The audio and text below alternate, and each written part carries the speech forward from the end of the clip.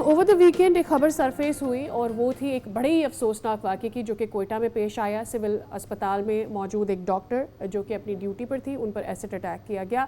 Doctor Mahnoor جو اپنے فرائض کی ادائیگی کے لیے اس وقت مصروف تھی اور ایک درندہ صف شخص ان کے پاس پہنچا. انہوں نے ان کے چہرے پر تیزاب پھینکا. ابتدائی طبی امداد کے بعد ان کو کراچی شفٹ کیا گیا اور نہ صرف یہ جو مجرم تھا جس نے اٹیک کیا اسے پکڑا گیا. جب اس کی جانب سے مزاحمت کی گئی تو اس میں وہ جابر نہ رہ سکا اور پھر وہ مارا گیا. ایٹ دا سیم ٹائم رزاق خلجی جو کہ ایک ہیرو کے طور پر سامنے آئے, جنہوں نے نہ صرف ڈاکٹر صاحبہ کو بچایا بلکہ اپنی جان بھی جوکھوں میں ڈالی, ان کے لیے حکومت کی جانب سے ایوارڈ کا بھی اعلان کیا گیا ہے. اس وقت ڈاکٹر صاحبہ کی کیسی ہے طبیعت, یہ سب جان لیتے ہیں. کاشان ہمارے ساتھ موجود ہیں, ہمارے correspondent. Kashan, very good morning. بتائیے گا کیا صورتحال بتائی جا رہی ہے طبیعت کے حوالے سے ڈاکٹر صاحبہ کی جب سے وہ کراچی شفٹ ہوئی ہیں؟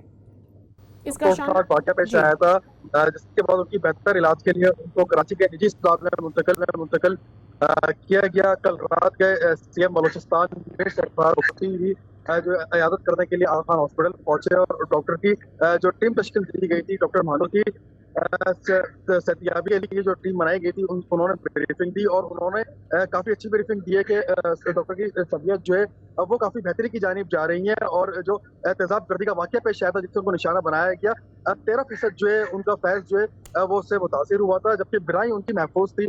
اس واقعے میں ڈاکٹروں کی جانب سے بریفنگ دی گئی اور ترجمان سندھ حکومت سعدیہ جاوید بھی جو وزیر اعلیٰ کے ہمراہ تھیں اور انہوں نے یہ کہا کہ حکومت سندھ کی جانب سے بھی یقین دہانی کرائی گئی ہے کہ کسی بھی قسم کی کوئی بھی علاج اگر کرایا جائے گا تو سندھ حکومت بھی معاونت کرنے کو تیار ہے.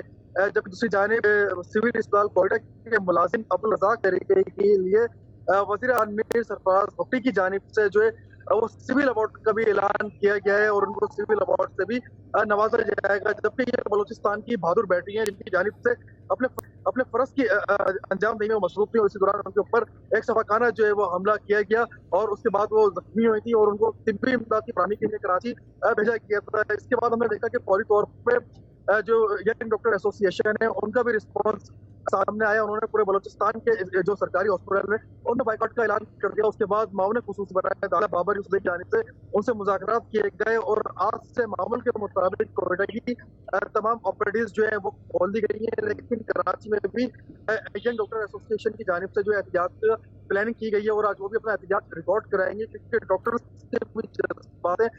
بھی یہ کہتے ہیں کہ ان کو ٹھیک ہے. کاشان, بہت شکریہ اس حوالے سے آپ ہمیں ڈیلا کرتے. We really hope and pray for the doctor صاحبہ اینڈ رزاق ایز ویل کہ وہ جلدی اپنی انجریز سے ریکور کر جائیں. سبسکرائب کریں اور بیل دبائیں تاکہ کوئی خبر رہ نہ جائے.